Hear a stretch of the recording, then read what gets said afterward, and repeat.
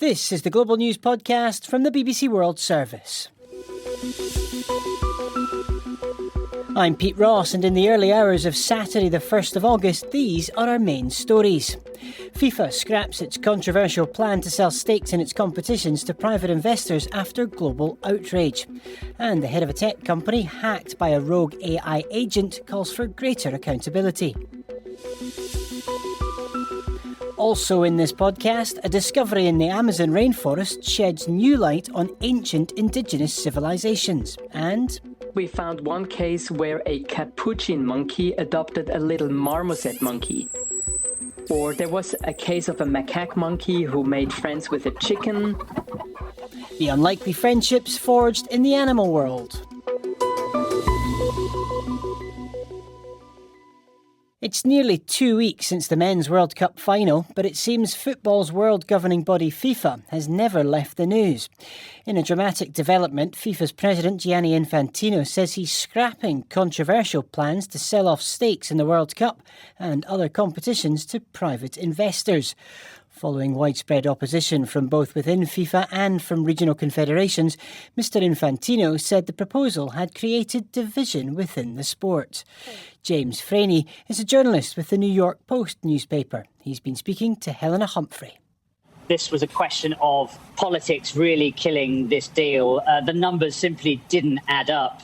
When you had UEFA come out against the privatisation plan just yesterday, you had the spectacle where many big stars like Jude Bellingham, Kylian Mbappe wouldn't have been present at the next World Cup in 2030, which is being hosted, may I say, by Spain and Portugal, as well as Morocco. So it just wasn't workable. As soon as UEFA came out with that statement, this plan was already on the rocks, and we got the confirmation earlier this afternoon that investors had pulled out, leaving Infantino with really nowhere to go, Helena. James, tell us more about that. What did your sources tell you about how this collapsed, essentially?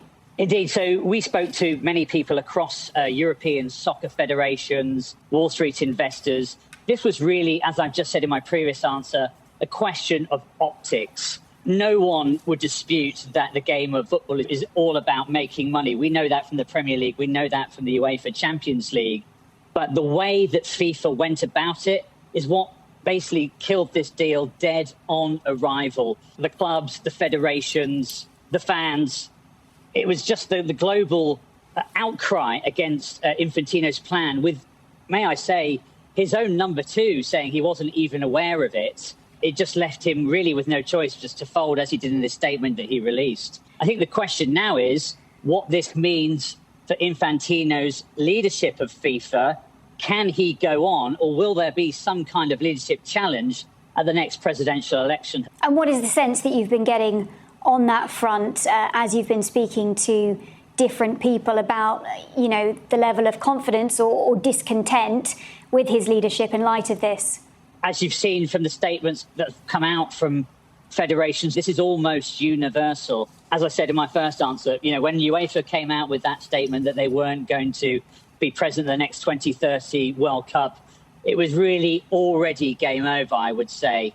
You also had CONCACAF follow up with that, saying, even the US National Federation saying that this really wasn't what they were going to support. I don't know, frankly, based on my reporting, who could challenge Infantino at this point, but it's fair to say that his leadership is in crisis tonight. It's probably the darkest period in FIFA's 122-year history, given what's been going on. We'll have to see how this pans out, Helena.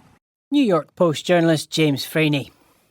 Now, for the latest on the growing clamour for stricter regulations on AI development, following further revelations that AI bots have acted autonomously. The boss of one of the companies recently hacked by an out-of-control bot says companies must be accountable for cyber attacks carried out by its creations. Hugging Face was breached 2 weeks ago by a rogue OpenAI bot that broke out of a test environment. His remarks come after Anthropic, the maker of the chatbot Claude, also admitted that its bot had attacked 3 companies in similar circumstances in recent months. These recent developments have led to much soul-searching within the AI industry and calls from those high up within it, such as OpenAI boss Sam Altman, for tighter control. Kelly Hayes is a BBC reporter based in San Francisco. I asked her whether there is now acceptance that new legislation may be needed. There is real concern. I think a huge part of it is the idea of, future legal liability, of which there currently seems to be very little. But I do want to note that Sam Altman, as well as other, tech luminaries and leaders of major AI companies, have long said, we welcome regulation, we would really like it, et cetera, et cetera. They very rarely put forth anything specific, and American lawmakers in particular almost never pick it up. It sounds nice that they would want regulation, but it just seems to never become a reality. And just remind us exactly of the details of this specific case. First of all, it was reported that it was only Hugging Face that was breached, but that's no longer the case, right? There's now several companies that had the same thing happen to them.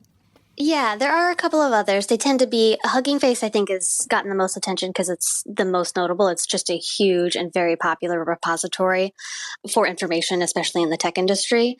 But a couple of other smaller companies, yes, had basically similar actions, which is a single or a mix of AI chatbots that OpenAI created were told to go and do something with very broad parameters. They were just basically given a task to complete, and they went about completing that in any way possible. They weren't given good parameters for what not to do. So they went ahead and broke down through these technological walls in order to accomplish exactly what they were told to accomplish. So in a way, it's sort of like a compliment to OpenAI's prowess that its AI agents were able to do this. But then, of course, the real world implications are kind of quite scary. And essentially now, because the genie's out the bottle, someone can repeat this that would have nefarious motivations, if you like. And do you think that means that there is the chance that regulation might be coming sooner rather than later? I would love to say yes. It's kind of, sooner in a realistic context is probably 3 to 5 years from now. So it seems like the AI tools that are scary now in 3 years or 5 years would be just that much more powerful. So I'm not quite sure how quickly regulation would come, but at the very least, I think at least in the United States, these voluntary schemes for testing that these companies are supposed to be doing with the United States government should be enforced. They should be happening. And I think that's an easy first step for the government to not even really impose regulation, but just have some kind of knowledge about what is coming down the pike. But I mean, if you take social media regulation as an example for, a major tech company that is responsible for various things and people seem to understand that it's not so good, it's taken about 15 years for, any kind of meaningful regulation to even be in a position to be approved, much less actually be made into law. Kelly Hayes in Silicon Valley. The World Meteorological Organization has warned the El Niño weather pattern is expected to intensify over the next 3 months, contributing to continued heat waves, drought and violent storms. The UN Secretary-General Antonio Guterres said the effects of El Niño, combined with human-driven global warming, are causing apocalyptic conditions. Mark Pointing is our climate reporter. El Niño, just to remind people, that's a natural weather pattern that we see in the Pacific Ocean. It happens when the waters in the eastern tropical Pacific get unusually warm, and we see it every 2 to 7 years. And what the World Meteorological Organization has said is, as you say, that a strong El Niño is developing. It's expected to strengthen over the coming months, potentially peaking towards the end of the year. And that's going to bring much warmer temperatures for many parts of the world and also disrupt rainfall patterns. So some really important regions such as Northern South America or Australia and Southeast Asia. These are regions that often we see during El Niño have a greater risk of droughts and wildfires. Now, I think it's fair to say there are limits to how much some of these countries can get prepared. The Secretary General pointed to poorer countries often bearing the brunt of climate change, even though they've done little to cause it in the first place. But already we've seen some of the impacts that we typically see from an El Niño. So, for example, below average rainfall in the Indian monsoon. And what the UN hopes is that countries in parts of South America, Southeast Asia, where we're anticipating impacts over the coming months, that they'll take much greater steps to prepare. So things like preparing for wildfires, making sure that people are on hand to respond. Mark Pointing. While some humans struggle to get along, a new study has shown surprising friendships being formed between different species. The team at the University of Oxford found some pretty remarkable examples of animals that might normally be tempted to shun or even eat each other, choosing to be friends. The study was led by Dr. Cyril Grunter. He spoke to Ben Wright. I think it all started when I was visiting a zoo in China. It was about 20 years ago, and I was watching the gibbons. And I noticed that there was one gibbon who was carefully holding a little mouse in her hand, and she was caressing the mouse.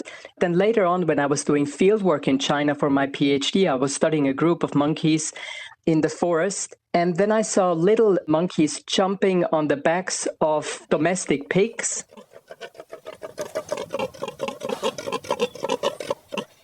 And then I started to realize that this behavior is actually more common than I thought. So we tried to get more information about this. And to our big surprise, we found more than 430 cases of primates interacting in a friendly way with other species. And there were even a few cases where primates would adopt a member of a different species. Well, take me through some of the most surprising encounters that you came across. In the Americas, we found one case where a capuchin monkey adopted a little marmoset monkey.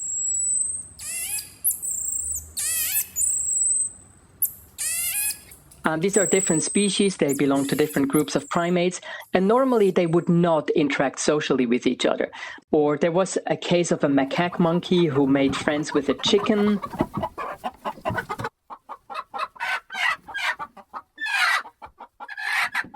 Presumably that's because the macaque monkey was lonely and he was looking for a social partner.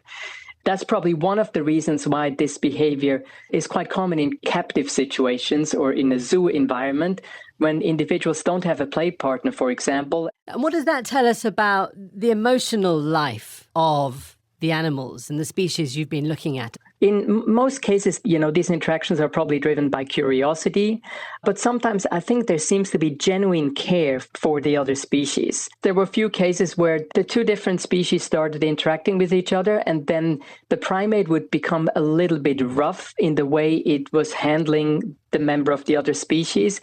And in some cases, that even resulted in death. The bigger picture of all of this is that we are trying to understand the line where non-humans and humans overlap or where they differ. And I think it just adds another example to the pool of examples we already have about how similar non-human primates are to humans in lots of different realms. Dr. Cyril Gruter. Still to come in this podcast. The rule was, of course, introduced to put more women into chess, so our argument is, why are you now using that same rule to exclude women from the team and make us bring a male player on? Why does an all-female chess team have to recruit a man?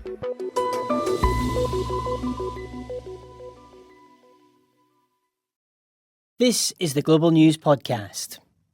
After tens of thousands stormed into the Spanish territory of Ceuta in North Africa, the political and diplomatic fallout is rippling through Europe.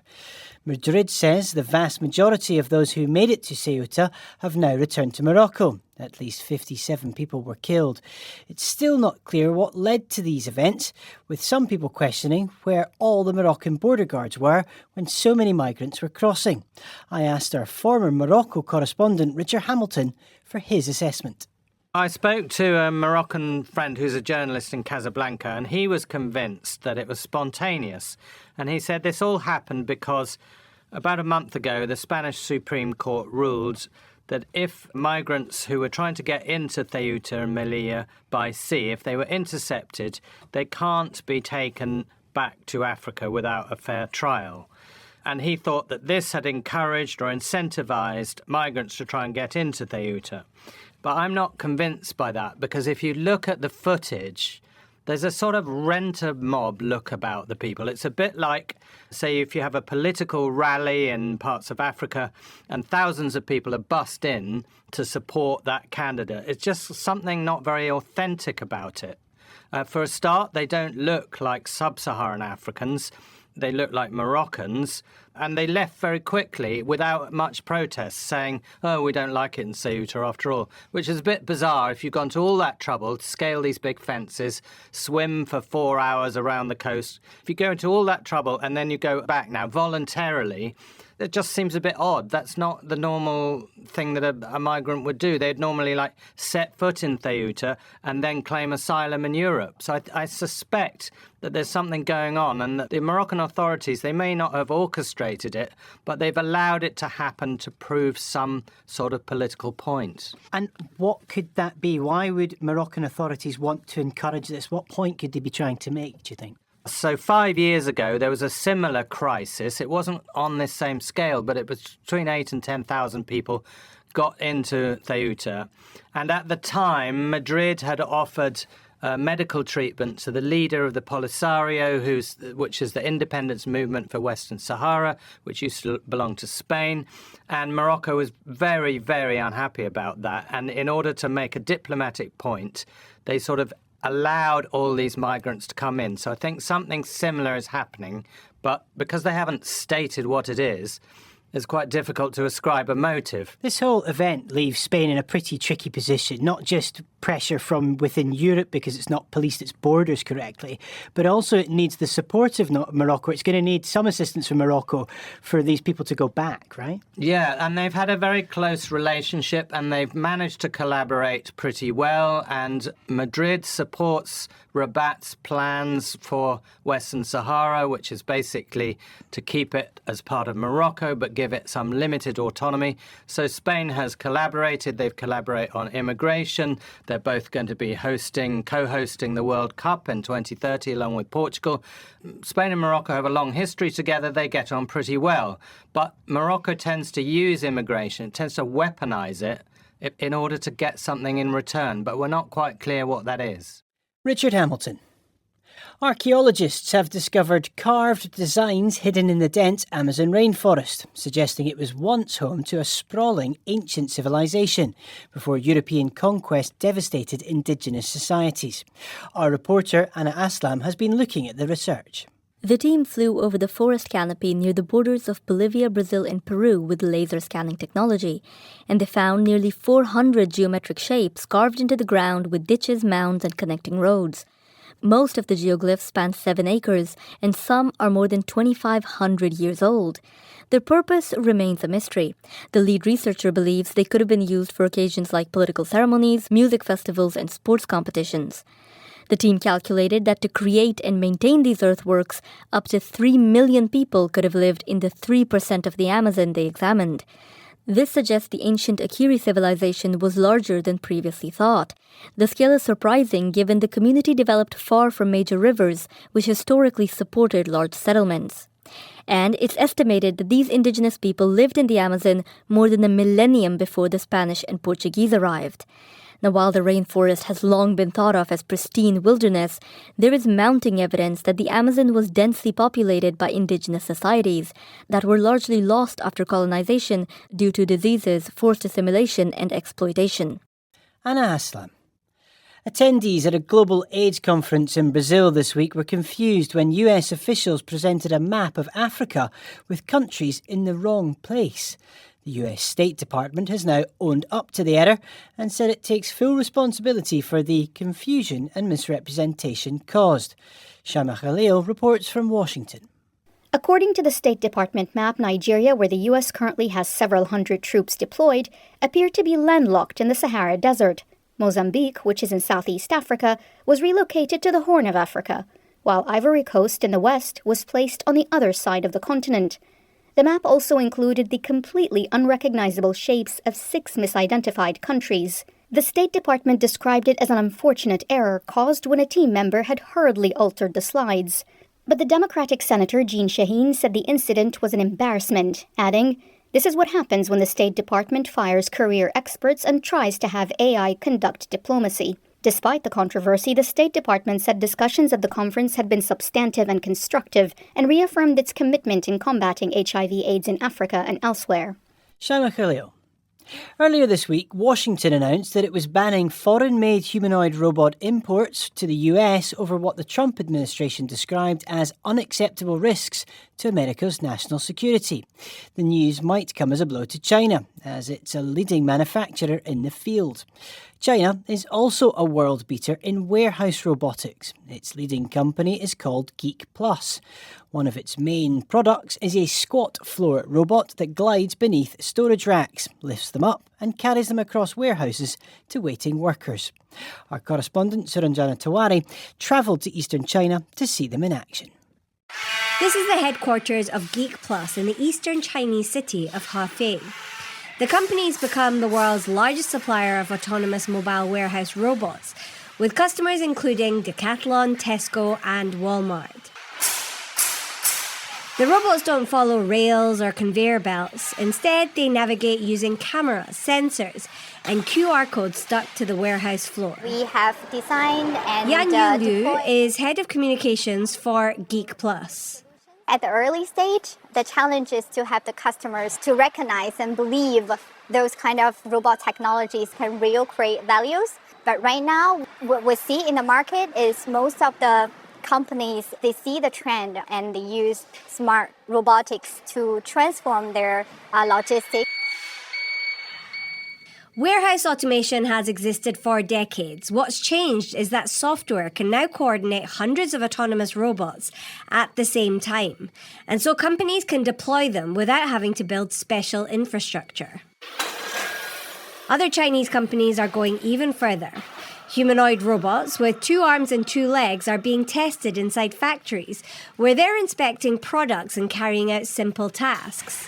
The ambition is to build robots that can work in spaces designed for people, without factories needing to be rebuilt around automation.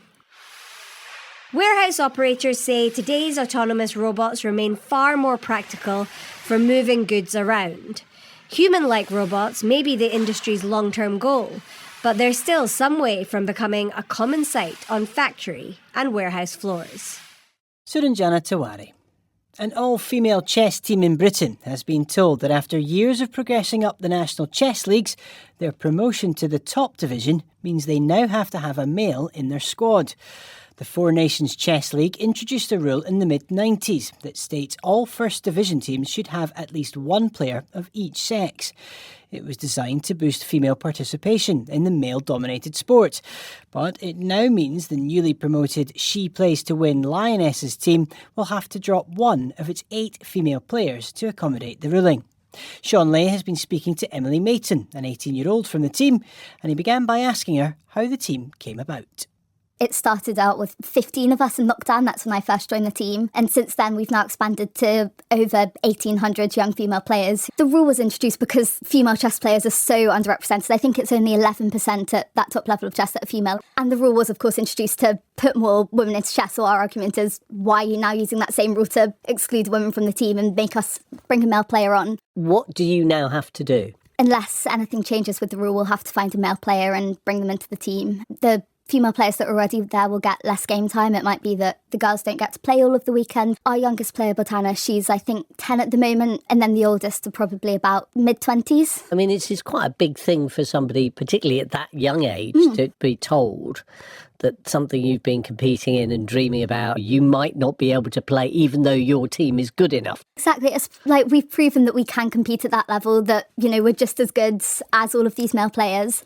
We hope that we can be sort of an inspiration for younger players, because I know when I was growing up, I had very few older female players that I look up to. This is what Mike Truran from for NCL, the league, said. Since its inception in 1994, the top division has always been a mixed team competition, each team requiring a mix of male and female. We remain the only league in the UK that we are aware of that encourages female participation in chess by requiring mixed teams. Yeah, and of course, back in 1994, it was a huge step for them to introduce these mixed teams and to have that female player on the team. But when you've got this all-female team, which they probably never expected to happen back in 1994, like, they need to think about why the rules are in the first place. I just wonder what your experience has been playing chess as you've grown up. This was at the European Schools Championship. This coach made, I think it was a tweet or something, saying, "Congratulations, Emily Maton, you're competing to win this event," which is obviously great, but then went on to say, "It takes a village to create a strong female chess player." And it's just those sorts of comments that make you feel, am I meant to be here? Is this well built for me? If the rule were to be scrapped, could then mean that you go back to having single-sex teams. There could be all-male teams again. Would that be okay? You don't want to feel like you're excluding one group on either side, so it's a really hard call to make. It's also important to think about the women who are currently on the teams and making sure that they retain their place. In an ideal world, we won't be having these conversations at all about what the gender of the players on the chess team. But because we're such a minority and because the rule is going against what it was introduced to do, it's become this problem. Hopefully in 10 years' time, it will be 50-50 or close and we won't have to debate it in the slightest.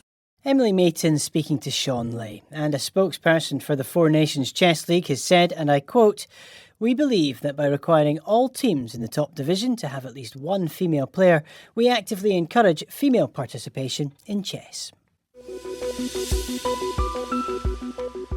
And that's all from us for now. If you want to get in touch, you can email us at globalpodcast@bbc.co.uk. You can also find us on X at BBC World Service. Use the hashtag GlobalNewsPod. And don't forget our sister podcast, The Global Story, which goes in depth and beyond the headlines on one big story. This edition of the Global News Podcast was mixed by Chris Lovelock. The editor is Karen Martin. I'm Pete Ross. Until next time, goodbye.